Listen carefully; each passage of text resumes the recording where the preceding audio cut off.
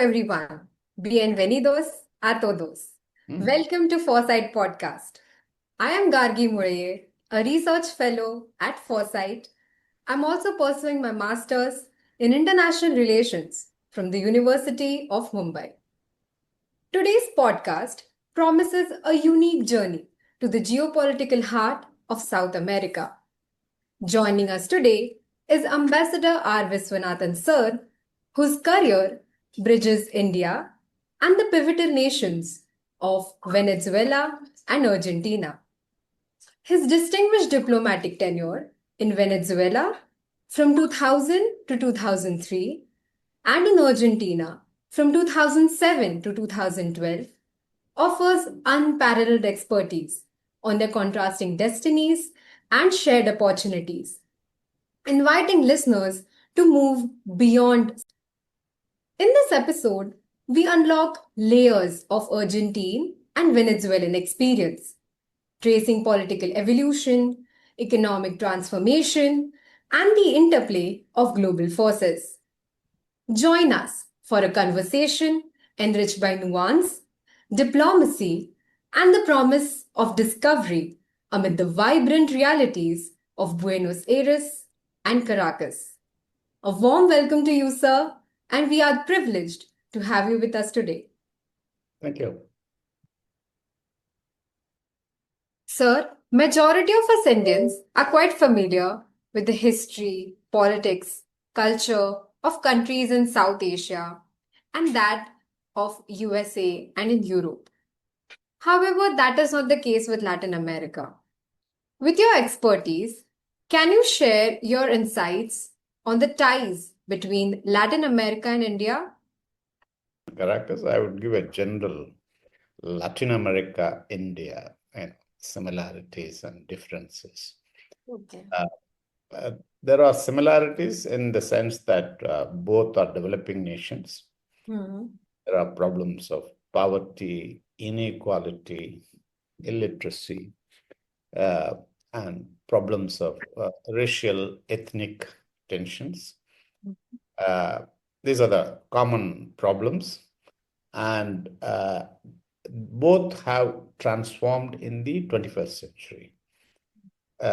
In the 20th century, Latin America was known as the land of military dictatorship, hyperinflation, military coups, crises, economic collapses, currency volatility, and agitations and guerrilla movement, Che Guevara and Cuba, that kind of thing. Yes. But in the 21st century, the military dictatorship went back to the barracks in 1980s. So since then, most of the countries have become democratic, except a bit of authoritarianism in Venezuela, Cuba, and Nicaragua. The other 16 countries are democratic. They have been holding regular elections, and democracy has become stronger and stronger. Economically, the macroeconomic fundamentals have become stronger and healthier. There are no longer hyperinflations, except a little in Argentina, a little in Venezuela. And earlier you used to have this external debt crisis. That again is gone, except for a bit on Argentina. And the currencies have become stable, and generally the macroeconomic situation has become stable, and the economies are growing. Millions of people have been brought out of poverty. So this is the new 21st century Latin America, which has become politically and economically stable in general, and is growing and is aspiring to become more prosperous and more stable. They look at India. They also saw India as a country of poverty and misery and very serious people. They used to have a joke about Indians. How do you make an Indian laugh on a Friday? How do you make an Indian laugh on a Friday? Tell him a joke on Monday. 5 days to Right. argue, discuss, debate with Arnab Goswami and reflect, think, and finally decide to have a laugh on Friday. So that's what their impression of India was in the past. But now their view of India has changed after seeing India's emergence as IT power, as a global pharmaceutical supplier, and as an emerging power, the large population and the large economy, and generally better levels of education and technology and strong economy. So now they have started showing interest, serious interest in Latin America, in India. And Indians also started taking serious interest in Latin America in the last about 2 decades plus. So this is a new thing. Now, the reflection of this new interest and the promise can be seen in trade. Like, for example, India exports more to some of the Latin American countries than to our neighbors or to traditional trading partners. For example, last year we exported $275 million to Honduras, which is more than our export of $201 million to Cambodia. Look at this. Honduras is 15,000 kilometers away. You have to do 2 transshipments. The cost of flight is high. And it takes about 45 days to reach there. And different language, remote place. And Cambodia is in our neighborhood. It's our natural habitat. It's just 1,000 kilometers from Calcutta. And we have historical, cultural connections. And Cambodia has more population than Honduras. But our exports to Honduras is more than our exports to Cambodia. Last year, we did $635 million to Guatemala. Again, a remote place, which is bigger than our exports to Myanmar, which is $614 million. Our exports to Brazil last year was $6.7 billion. This is more than India's exports to Japan, to Thailand, Vietnam, Indonesia, or Sri Lanka. Our exports to Mexico last year was $5.7 billion, which is more than our exports to Russia or Canada or Egypt. Okay, now you get an idea. These are numbers. They speak for themselves. And last year we did about $20 billion of exports to Latin America. But this can be easily taken to 40 billion, 60 billion, because still Indians are discovering Latin America, the market. It's a large market of 600 million people with a per capita income of about $10,000. It's a higher middle income. It's 3 times more higher per capita GDP than India. So our companies are still in the process of discovering and exploring the opportunities over there. And the exports can be tripled. It's not only the quantity, but also if we see the quality of our exports. For example, last year we did $1.5 billion of motorcycle exports to Latin America. $1.5 billion.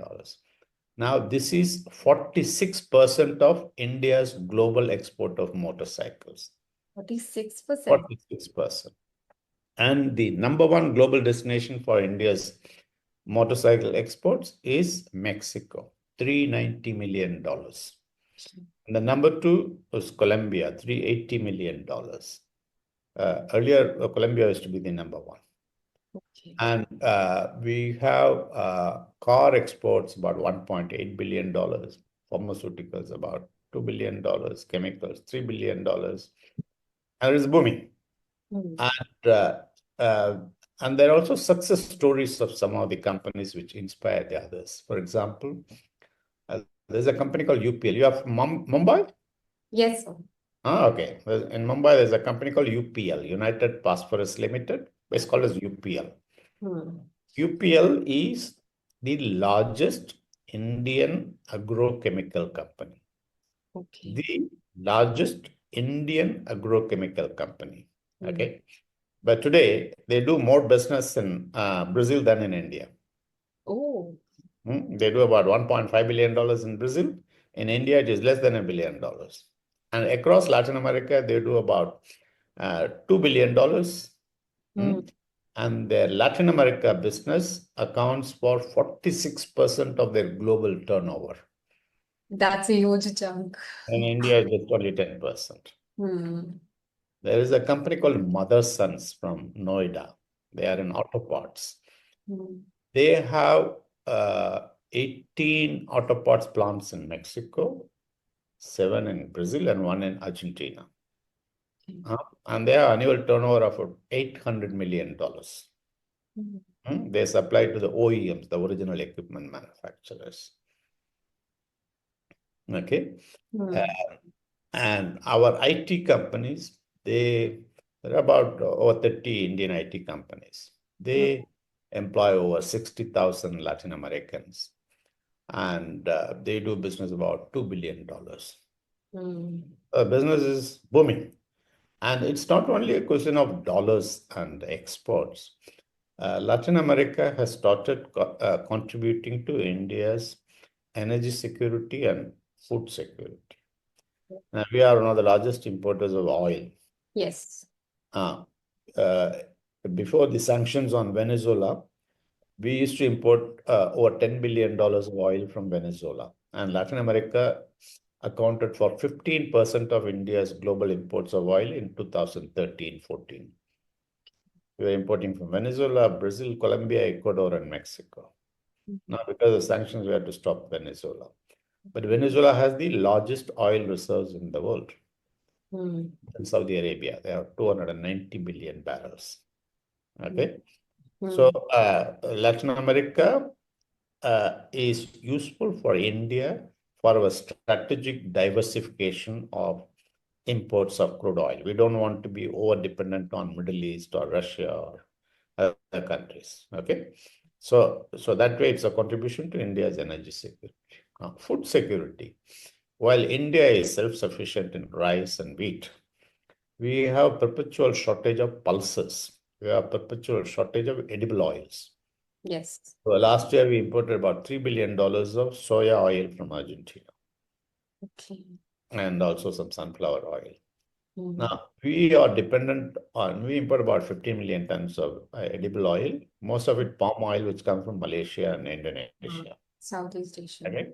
And they keep increasing their prices because, we are a large importer and they have the monopoly in palm oil. Yes. So we need to reduce this over-dependence. For that, Argentina helps and Brazil also helps and Paraguay and Uruguay. We can import more soya oil and sunflower oil from South America, which will help us to reduce the over-dependence on Malaysia and Indonesia. In any case, soya oil and sunflower oil are healthier than the palm oil. Yes. Right? Also, we import pulses, dal, various types of dals. We have a shortage every year. We import about 5 million tons. We import from Myanmar, Australia, Canada, Turkey, lots of places. We are never self-sufficient. Now we have started importing from Brazil, Argentina, and so on. Sure. And also we started importing fresh fruits from Chile, Peru, Argentina, apples, pears, and so on. See, in India, we have a long-term agricultural challenge, and that is the population keeps increasing, but the land for agriculture is diminishing. Every year, we lose hundreds of thousands of hectares of agricultural land to urbanization, industrialization, infrastructure, commercialization, and housing. I live in Gurgaon. This used to be a farm area. Now apartment complexes. Okay. And so we have the land for agriculture is reducing every year. At the same time, we have water problem. We pump up, we use irrigation, pumping up groundwater in Tamil Nadu, Punjab, Andhra, Haryana, UP, and so the water levels are going down. So that's a serious issue. And thirdly, the Indian farmers are small farmers, just less than a hectare of land per family.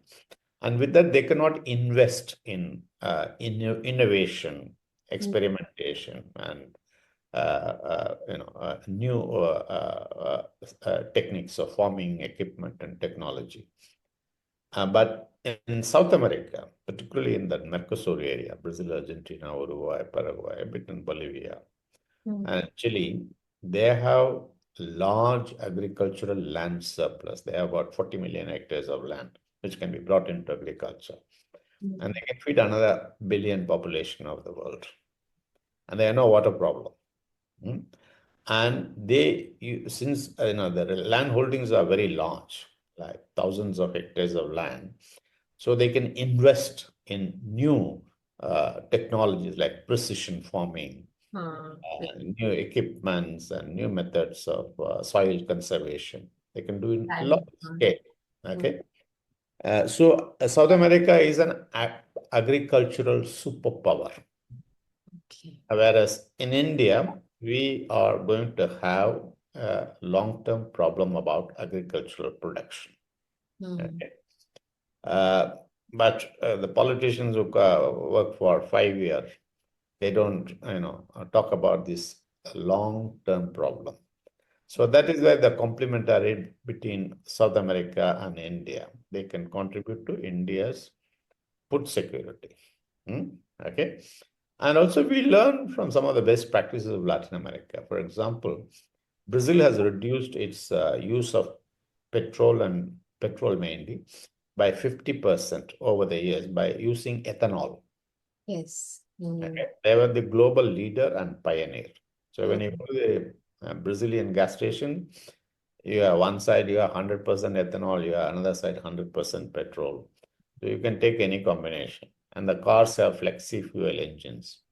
And the factories, they can crush sugarcane into juice, and the juice, if it goes to the left, it produces sugar. If it goes to the right, it makes ethanol. Okay? So it's a flexi ethanol economy. So with that, they have reduced imports by the use of ethanol. And they have saved foreign exchange. And in any case, and even what they call as petrol is already blended with 25% of ethanol. Okay. So it puts money in the hands of the farmers and industries. So now we have learned from Brazil. Now we have reached about 15%, something like that. We have a target of about 20% ethanol blending. Yes. So instead of paying the dollars to the Arab sheikhs, we pay to the farmers in Andhra, Maharashtra, and UP. The farmers get benefit when you use ethanol. And it is better for the air, the pollution is less. And also it sustains the sugar industry and ethanol industry. Otherwise, what happens? Agriculture is a cyclical business. Every 5 years, we export sugar and then we import sugar. Okay, it goes up and down. But when you have this a duality between sugar and ethanol, you can manage. So if the sugar prices go down, you don't have to export. So you can make them ethanol and use it as a fuel. So we have learned from Brazil. So that is why Latin America is not just interesting for the sake of information or salsa or samba, tango dance, but substantially for India's economic development. And Latin America has abundant mineral resources. Okay, we import a lot of copper. Copper goes into everything in India and in the we need lithium for these new electric vehicles. And also we need, so lithium, there are over 50% of world's reserves are in what is called the lithium triangle, which is Bolivia, Chile, and Argentina. And they have a lot of rare earths. Like, for example, Brazil has 18% of the global rare earth resource. So for your Make in India program, so we are going to need more and more of these minerals, rare earths from Latin America. So, we have realized that Latin America is going to be increasingly important for India's economic development substantially. Okay. Now you'll ask me, what about the Latin Americans? Why should they be interested in India? Huh? Like we started loving Latin America because it benefits, it contributes to India's exports, energy, and food security. What do the Latin Americans get out of India? Because love cannot be just one way. It has to be reciprocated, right? Yes, sir. So now, last year, Latin America exported $26 billion to India. India was the fifth largest destination for Latin America's exports after US, China, Netherlands, and Canada. In 2013-14, India was the third largest destination for Latin America's export, about $34 billion. So the Latin Americans have realized India is more important as an export destination than Germany, France, UK, Italy, Spain, or Japan. Okay. And our economy is growing and we have a large population. So they also see that their export of $26 billion could be taken to 60, 70, $100 billion in the coming years. Yes. They cannot do with the Germany or France or Japan. Okay. So the Latin Americans also realize that India is a very large market for their exports. And it's going to be a growing market offering opportunities for Latin America. So they started taking India more seriously. And just like Indian companies are doing well in Latin America, so the Latin American companies are also started coming in. Like we invested about $12 billion in Latin America, and the Latin Americans have invested about $1 billion. But some of them are iconic. For example, India is, we're all movie goers, Bollywood and Hollywood and so on. Now today, uh, the third largest owner of multiplexes in India is a Mexican company called Cinepolis. Oh, I've heard of it. Cinepolis is in Pune and Nashik and Trivandrum and everywhere. I wasn't aware it's a Mexican company. Mexican company, they have 400 multiplexes in India. They invested over $150 million, and soon they might become the second largest owner of multiplexes in India. People in India don't know. The largest bread maker in India is a Mexican company called Group Bimbo. Okay. Group Bimbo is a Mexican multinational company which specializes in making breads. They bought all the Indian companies like Modern Bread and Ready Roti and all those companies. So they become the largest bread maker in India. Okay. Now you live in Mumbai. In Mumbai, there's a place called Patalganga. So there is a bottling plant of a Peruvian company called Aje, A-J-A-E. J, they pronounce it as K. Like Japan, they say Japon. Oh. Have you seen in the stores something called Big Cola? Yes, sir. Yeah, Big Cola is made by a Peruvian company. Acha. Yeah. Big, Big Cola. So they are not competing against Pepsi and Coca-Cola, but they have realized that these are expensive for lower middle class people. So they give more for less and call it as Big Cola. So they have a bottling plant there, and it's a multinational from Peru. So they are in Indonesia, they are in other countries, and they're doing well. Now they want to open another plant in Gurgaon also. Okay. And there is a Peruvian company which is involved in mining of zinc in Rajasthan, underground mining. India doesn't have expertise in underground mining. We do only surface mining. Peruvians have experience. There are about 70, 80 Peruvian engineers and technicians who are working in Rajasthan in the zinc mining. And there is this Brazilian company called Embraer. You heard of that? No. Embraer is a Brazilian in aircraft company. They are the third largest passenger aircraft manufacturer in the world after Boeing and Airbus. Acha. Now, Embraer is a government company, same like HAL Bangalore. HAL was started much before Embraer. Both were started by the Air Force and the government money. Now, HAL hasn't made much progress. But the Brazilian company Embraer has become the third largest manufacturer of passenger aircraft. And they also started making defense aircrafts. We have in India about 40 aircrafts bought by airlines, the government, and private sector, private jets. And now they're coming in a big way for selling more aircrafts, doing collaboration with Indian companies. So there is this mutual interest which India and Latin America has started discovering. We are still in the phase of discovery and exploration. Yes. So in the years to come, in the coming years, I see an acceleration of these trade figures and discovering more synergies and complementarities between India and Latin America. So I see a bright future, and that's why I think that Indians, the students, should take some interest in Latin America. Yes, sir. Thank you, sir, for painting this picture of Latin America for us and making us aware how important it is for strategic diversification of India. My next question to you is about the political foundation of Venezuela and Argentina. So you were as an ambassador during the prime time of Hugo Chavez and Cristina Kirchner in Argentina. So can you share your insights on these leaders? You see, just like many countries go through cycles of glory and infamy, like America, it was glorious and it's also disastrous now. That's a controversial answer. Not like some, okay? So like countries go through these phases.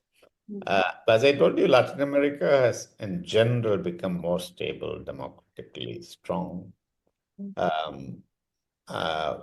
But there are some exceptions, and the exceptions are Argentina and Venezuela.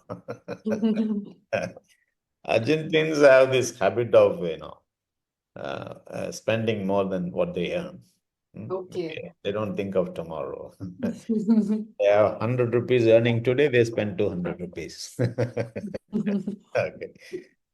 Otherwise, Argentina used to be among the top 10 richest countries in the 1900s till the First World War. Okay. And Buenos Aires is called the Paris of South America. Acha. A great country, and they're agricultural superpower, and they have a lot of land, they've got minerals, very highly educated population. But similarly, Venezuela used to be among the top 10 richest countries, even in the 70s. They were exporting over 3 million barrels of oil and a lot of money for a small population of 28 million. And they got spoiled by oil, what's called the resource curse. So they thought, money comes from under the ground in oil. So they don't have to work. They don't have to take care of agriculture or industries. So they've been spoiled by it. So both Argentina and Venezuela are examples of Latin American creativity to create poverty out of prosperity. Okay? Create poverty out of prosperity. They just shot themselves in the foot. So that's a bad example, both the countries. It's a pity. Otherwise, even now, both the countries should be among the top 10 richest countries in the world. They have the resources, they have less population, and they don't have problems like we have in India, many problems. It's just God has given them, but the man has destroyed them. It's a pity. But that got complicated. In the case of Argentina, it's okay. But in the case of Venezuela, it got complicated by United States because Venezuela is in a mess now, mainly because of United States. Because for Venezuela, their livelihood depends on export of oil, production of oil and exports, completely dependent upon it. Now, United States has imposed sanctions on oil exports, oil production, and industry and the economy in general. It has crippled the economy. They have no other income, and they have imposed sanctions on bounties on the heads of the president. You might have read $50 million if you get President Maduro arrested, $25 million for the vice president, $15 million for the defense minister. They announced bounties of over $100 million on the top, plus sanctions on the top Venezuelan leadership. The ministers, the judges, the chiefs of armed forces, intelligence, electoral authority. So now when you do this one, what happens? Now, so there are several thousand and thousands of top Venezuelans who are afraid. If they lose power, if they have a proper election, definitely they lose because they are not popular, because the economy is in a mess and they've been mismanaging the country. But if they have proper election, the opposition will come. The opposition is pro-America. And the first thing the opposition will do when they come to power is to hand over all these thousands of people to America to go to jail. It will be collective suicide. So why would the the Venezuelan leaders commit mass suicide by holding elections and transferring power to the opposition? Opposition has a wrong strategy. See, you had dictatorships, military dictatorships in Argentina, Brazil, Chile. They were cruel dictatorships, 100 times worse than the Maduro dictatorship. Okay, they killed people, tortured, and threw people from the planes into the sea. Okay, Maduro is not doing that. Okay, how did they become a democracy? It's not by going to America, because America supported the military dictatorships. They always destabilized democracies and they supported military dictatorship. Now, here in Venezuela, the opposition goes to America and says, you liberate us, which is wrong. So they should fight within, like the Argentines, the Chileans, and the Brazilians. They should fight against the authoritarian regime within the country, democratically, constitutionally. But in the past, they missed several opportunities. When Chavez held an election, these people boycotted the election, saying that, oh, it's going to be rigged. But Chavez got the majority and he changed the constitution, did whatever he wanted. So it is the fault of the opposition to allow the dictatorship of Chavez to grow. And then afterwards to go to America, seeking external intervention. So the President Maduro, and President Maduro is not an individual dictator. He's not like Trump, one-man show. No. If you kill Maduro, then there are another thousands of people who would replace him. It's a collective leadership. He's not a charismatic figure, like Chavez. Chavez was a one-man show. But Maduro is not charismatic. He is not very popular. He has been installed, they'll be hanged separately. And they are corrupt and they mismanage the country, but they have no option because there is no income for the country because of the oil sanction, and they can't have communications with the rest of the world, and which is a wrong policy on the part of America. If United States had kept communications, allowed people to contact and regular communications and open to Venezuela, the Maduro regime would have gone long back. But by the policy of isolation, sanctions, and all this suppression, so they have made it as a closed country like Cuba. So Venezuela has become like Cuba. Now look at Cuba. Now the Americans had tried so many invasions. CIA had so many assassination plots against Fidel Castro. They did everything illegal and immoral and unethical to destroy Cuba. Has it worked? No. So it's going on for the last, from 1960 onwards.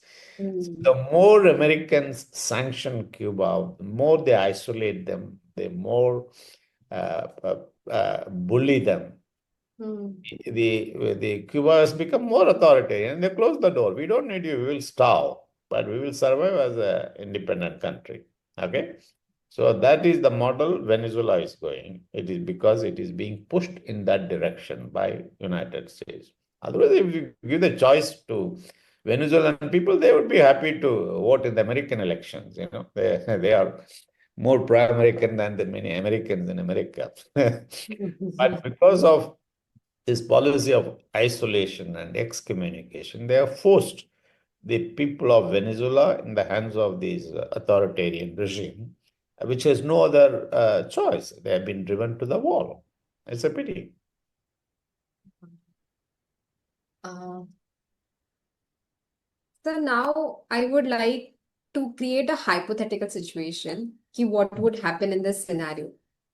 Talking about the security aspect. So should I take a minute? Go ahead. It's only water. I'm not drinking whiskey.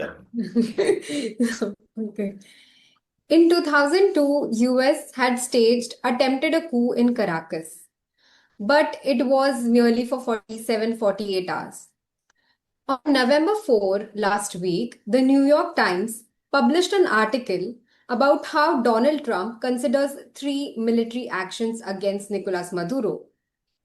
So I would like to know, if US planes hit Maduro's guard units today, what would be the scenario now?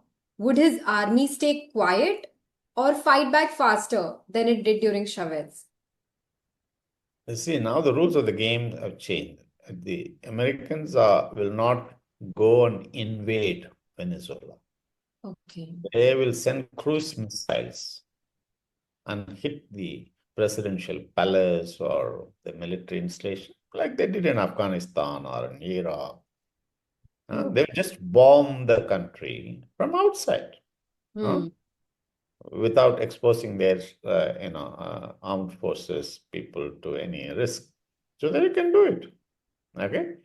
And Venezuela doesn't have defense, and no one can come to the rescue of Venezuela. See, earlier Brazil would come to the rescue. They would make a lot of noise, or Colombia. But the thing is, Maduro has antagonized President Lula, and he has not done to cultivate other leaders. He has gone mad. He thinks that he can survive like Cuba without friends. Okay. So these countries will not come to his rescue. And China and Russia, they will not go beyond a point because they have no great stakes over there. So they have great stakes in other areas. So why go and try to protect the Venezuelan government? It is not worth their while. So if the Americans decide to attack externally, from the sea or bombing from other places, Venezuela will be destroyed. I mean, they will do like Iraq. But the thing is, that's not enough. You see, there are thousands and thousands of what we call as the Chavistas, who are benefiting from the current regime. They will fight. They have got rifles. They would kill the other people and the pro-Americans, and there will be a civil war. There will be chaos. But it's unpredictable. So they did earlier the Americans did it in Panama. in 1989. They went, invaded, and arrested the president and took him to America, put him in jail. Guy died. Okay. Now, they can't do it like this. And secondly, it is Maduro, if he goes, so tomorrow if he goes to Cuba and takes asylum, or Russia, what about the other people, the defense minister, vice president, all the ministers, the chief justice, other people, So they would fight. So they, it's a collective leadership. So they will fight. So it would be a mess. But America can create mess for other countries, destroy other countries with impunity, and they can get away. If Caracas is reduced to rubbles like Gaza, they don't care. So it is other people's problem. So they can do it. So anything is possible. So you can't say what will be the outcome of a possible war between. It's not a war. War is when two equals fight. This is just American bombing or American attack. Unilateral thing. No one can stand up to them except, say, Russia. So an unpredictable situation for Venezuela. So now let us dive into the domestic economic aspect of Venezuela. We all are aware that Venezuela has the largest oil reserves in the world. Despite this, oil production is at a slower pace. Projects. Just something to you. You see, your audience and people in India, they know very little about Latin America. Okay? And then they have developed a prejudice about Latin America because of Venezuela and Argentina and Cuba. Mainly because of American propaganda, Western propaganda, and also partly it is true. So why add to the prejudice of Indians by talking these exceptions? Why don't we talk about the positive side, the good side, the good America, Latin America, rather than the bad luck? See, you have 19 countries in Latin America, of which Venezuela is an exception because of this current problem. Cuba has a communist dictatorship, Nicaragua has a kind of authoritarian regime, Argentina as well. But let's talk about the rest of Latin America, the good things there, what we can learn from them, what is admirable in them. Like I told you, the Embraer has become a role model for HAL, or the fuel ethanol is, we are learning from them. So let's talk the positive things about Latin America, okay? So let's not talk about Venezuela. Let us understand Latin America from a gendered perspective. If we compare with India, the Central Legislature of India has nearly 13-14 representation of women. In case of foreign policy, one may come across a very few names like C.B. Muttamma, Nirupama Rao, Ruchira Kamboj, etc. But I'm sure Latin America has insightful lessons for us in this perspective. Can you elaborate more on the same? Women should be represented 50% in the executive, judiciary, and in the Congress. Congress means the Senate and the lower house, like our Lok Sabha Rajya Sabha. So today, if you see the Mexican Congress, the lower house and upper house, 50% are women. Seriously. Okay. And you see the judiciary, 50% are women. The chief judge is a woman. Okay. Earlier, now the another guy has changed. Now, 50% of the cabinet of the president, the Mexican cabinet, is women. And the president is a woman, Claudia Sheinbaum. Yes. Now, last time when they had the elections, last year, the contest was between two women, between Claudia Sheinbaum and her opponent was also another woman. She was a tech entrepreneur. This one is a scientist. Now, their debate, their campaign was very civilized, cultured, unlike what happens in North America. Not polarizing, not spreading hatred, no fake news, no insulting of opponents. It's a very civilized discourse. Okay? And the Mexican president is one person among the world leaders who is handling Trump so smartly. The guy has respect for her. He doesn't abuse her like he has abused Justin Trudeau or attacked Canada. She has managed. This is an example which Indians should know, that here is a country which has truly achieved gender equity, female empowerment, not in rhetoric and words, but in actual practice.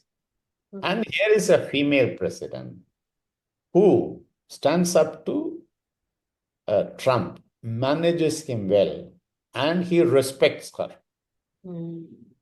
This is something Indians should know, not about Venezuela and Maduro. No, actually, the platform. It is recognized as a champion of peace. Sir, can you elaborate on how Costa Rica has been a forerunner in establishing and promoting world peace? Now, let me give you another story. You have a country called Costa Rica, a small country, about 5 million people. But it has become a role model for world peace. It has done something historic, which many Indians don't know. Costa Rica has no armed forces. They abolished armed forces in 1948 because they saw in the rest of Latin America all these colonels and captains and generals, they seize power, do military coup. So they said to avoid this, the best way is to abolish armed forces. Okay? So in 1948, they had a civil war. And one guy won. And he promised that if he comes to power, he will do two things. One, he will abolish armed forces. He will put all the money meant for tanks and ammunition to schools and healthcare. And third, he will do this in 2 years and will not stand for continue in power. He did exactly all those three things.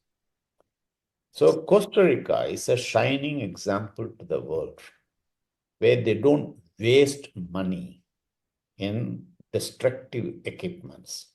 They do not train their people to kill others. The soldiers are trained to kill. Okay?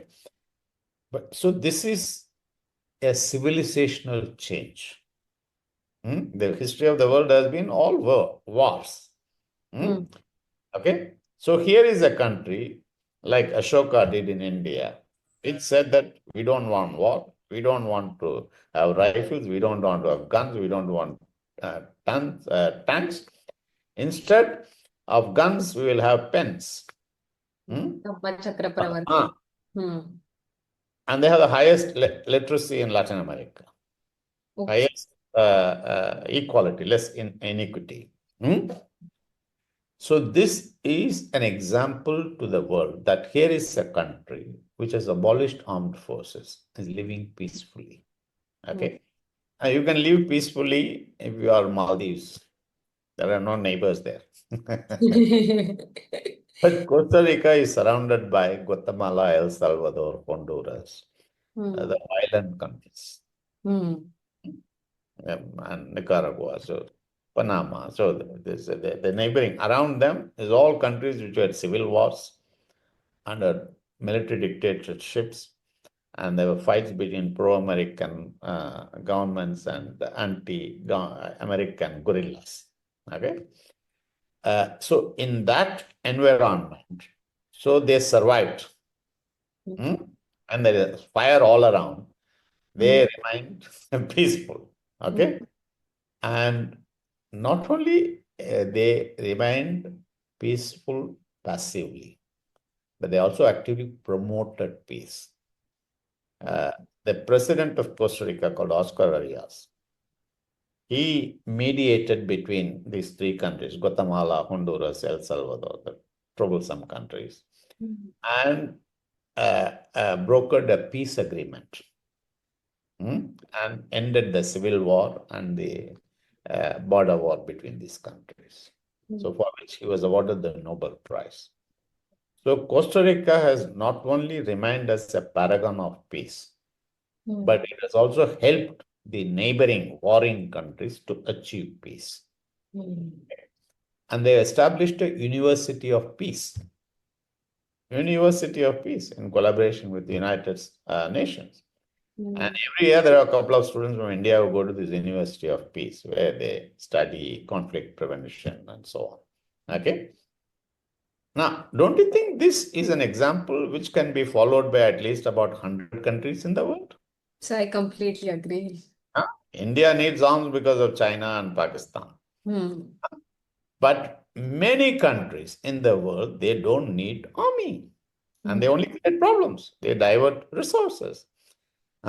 Like, for example, in the case of Brazil, they have a serious but nice problem, nice challenge. They have no enemies. Every armed forces has to define who are your enemies. For us, it's clear. Pakistan and China. So Brazilian armed forces in their defense doctrine, they cannot name an enemy. They have no enemies. They have border with the 10 countries in South America, and they have no border dispute. They have no clashes. They don't want to dominate anyone, or nobody wants to attack Brazil.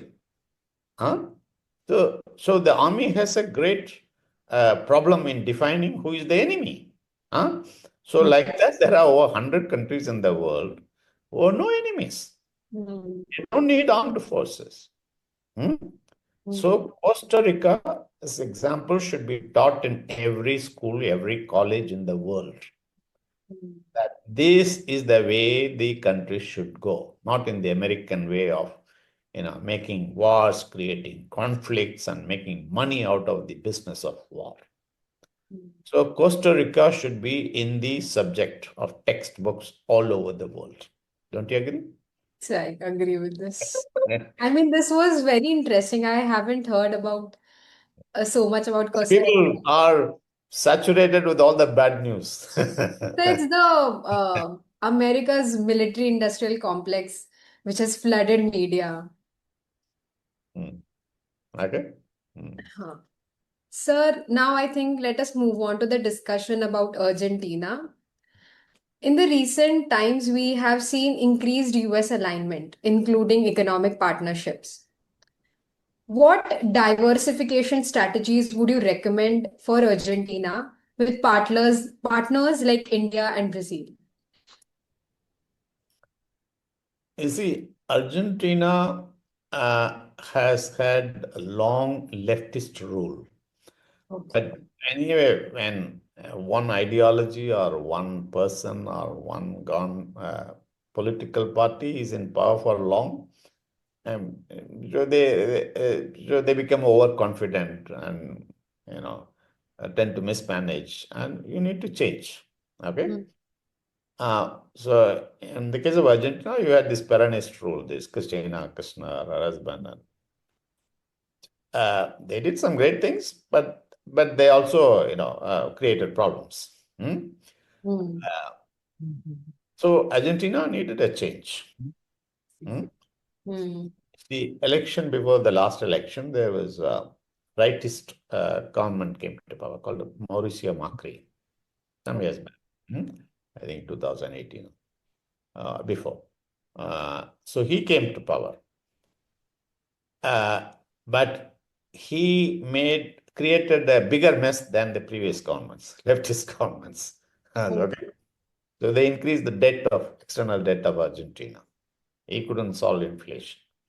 So then the people went back to left. They voted to the leftist Peronist party. So this time, in the last election, naturally they got disenchanted with the left, and they thought they would give an opportunity to an outsider, which is Javier. Javier.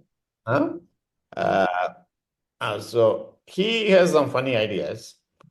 He's trying something new. But the Argentines, they have lost faith in everyone. And they thought anything is worthwhile experimenting. Okay? So they given him a chance. He has succeeded in some areas like containing inflation, containing fiscal deficit. But he has taken the easy approach. You see, he has achieved fiscal deficit and contained inflation by ruthless cutting off expenditure on healthcare, social welfare, education. Anyone can do it. Doesn't need a big genius to do this one. Huh? And the American investors, the American Wall Street companies, which make money of Argentina using their debt and their bonds, they cheer him on because they have no interest if the Argentines become poor. They want to make money, poor. Yeah. Okay. So they are cheering him. So he is trying to do pro-market reforms. And he wanted to abolish the central government, a bank. He wanted to make dollar as the currency. But he has not been able to do that. But he has achieved some success. But more than success, he is a typical Argentine, what they call in Spanish, the caudillo. Caudillo. It is a strong man. Okay.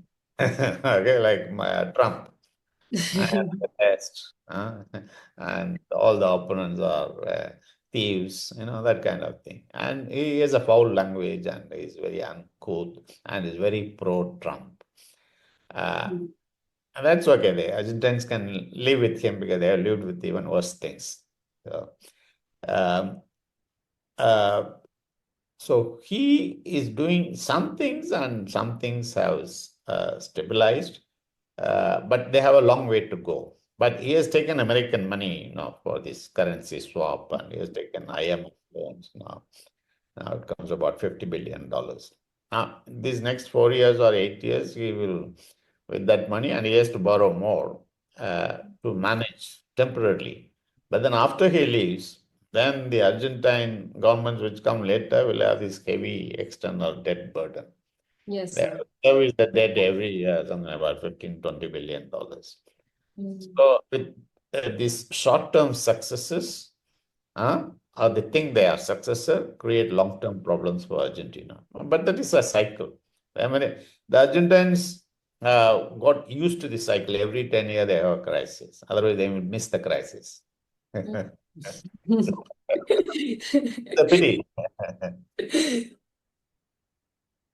So what's in it for India in Argentina? Like what diversification strategies would you recommend here? For us in Argentina, is the largest market and the biggest partner there in Brazil Hmm. and Mexico. Argentina is the third or fourth largest economy. It competes with Colombia for the third position. Okay. And so it's useful for us because, it's exports, we export over $1 billion. And we imported last year about $3 billion of vegetable oil. We import minerals. And now they've discovered shale gas. And so they're going to export more oil and gas in future. And minerals. And so it's useful. And then there's this agricultural powerhouse. And their agriculture is very efficient, a very large scale commercial agriculture. So it's useful. Okay. So moving on, for my fellowship, I have been tracking current developments in Argentina by going through local newspapers like Buenos Aires Times, La Nación, It's one etc. of the best newspapers, Ha. Buenos Aires Times. The only significant and reputed, informative English language newspaper in the whole of Latin America. So at present, I found the political situation in Argentina quite interesting. I wanted to ask what really flipped the voter script here from the defeat in provincial elections by Milei to a razor-thin victory in midterm elections. The voters wanted to give a message in the previous elections that you don't go after Trump all the time running there and forgetting the poor people, poverty, education, healthcare. You have to do something. So they gave that message in the provincial elections. Okay. Okay. So then he started behaving. A cut less than what he used to cut earlier. And Okay. earlier he was talking very authoritatively as though he is the Lord of the universe. And he wouldn't respect the opponents, opposition parties. So now he has started showing more respect. Okay. So he has had a change. He moderated himself and he paid more attention to the poor people of Argentina who are the voters after the defeat in the provincial election. So when they saw these positive signs, then they said, okay, well, let's give him a chance. Because otherwise Congress can block all his reforms. So they voted for him in the last election. That's it. They are smart, intelligent. We are aware that China has been spreading its sphere of influence to every nook and corner of the world. If we look deeper into Latin America, China has approximately 40 port investment projects, like the port of Cabello in Venezuela. They lie around vital maritime choke points. In 2023, there were reports from Western media that a Chinese firm is looking to establish a port along the Argentinian entrance of the Strait of Magellan. This is in proximity with Falklands. So, do you think China may try the same under Milei? America has bases, some 800 military bases around the world. There are over 250,000 American soldiers around the world. Okay. They are a threat to global peace. Agreed. They create conflicts. They sell arms, equipments. They want to make both sides as the buyers of their arms. They want India and Pakistan both to buy from them. They want Egypt and Israel both to buy from them. Okay. So they create conflicts. They divide the world. Now, China is less dangerous at the moment. In any case, when you talk about the ports, it is the American propaganda which says these are all choke points. That is nonsense. Latin America needs to develop their ports, roads, railways, telecommunications. Who is doing it? Not a single American company is interested in building any port in Latin America. A road or railway. They have no interest. They have no money. And they don't want to do it. They want these regions to be backward. Now, China is the country which has given over $120 billion of credit to Latin America. They have invested over $100 billion. They have made Latin America prosperous by buying over $250 million of Latin American products. China is the number one export destination for some countries like Brazil, Peru, and some other countries. Chile. Now, the 21st century Latin America has become prosperous only because of China. Because of the exports to China and the imports of affordable products. You want to buy a phone, you want to buy a car, you don't buy American product. They are expensive. Buy Chinese all over the world. The Chinese do that. The chairman of the CEO of Ford Motors of United States has just recently admitted he loves his Chinese Xiaomi electric vehicle.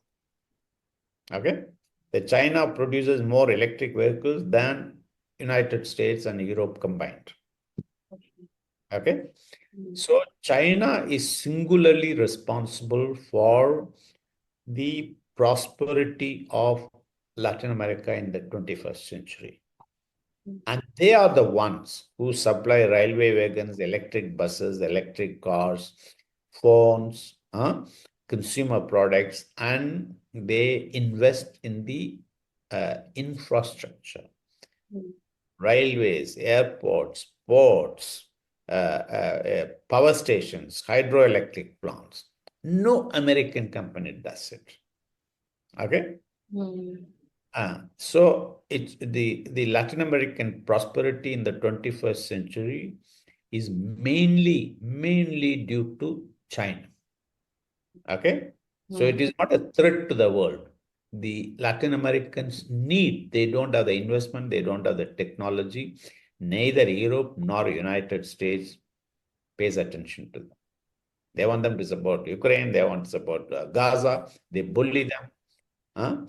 And then not only they don't help them in development, but they also stigmatize them. And they've created a bad name for Latin America and the world as someone who spoiled the Americans with the supply of drugs, which is total nonsense.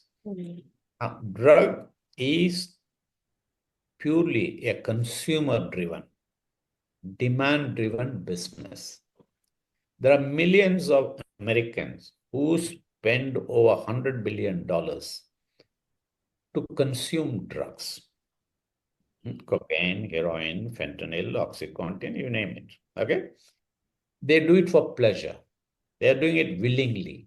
And they are willing to pay money. Now, in a market economy, if there is a demand, someone is going to supply. Yes, sir. Okay? Someone will supply. They don't supply drugs to Bangladesh or to Sri Lanka. There's no money. Okay? So America is the leading consumer of drugs. And they pay money. And no Colombian drug lord goes and puts the drug in the mouths of the Americans and say, you must consume it. No. The Americans consume drugs voluntarily, happily, paying top dollars as long as this continues. Drugs will come from other sources or within America. Okay?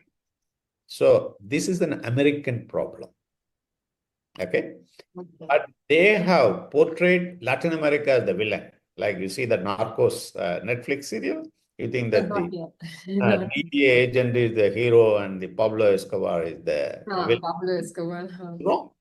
So they have created this false narrative that the villain, the problem for the drugs is Colombia or Mexico. It is not. It is the American consumers. So Trump should send his soldiers to every street in America, to every college, to the Senate, because the senators and the congressmen, they consume drugs. The rich people in Wall Street consume drugs.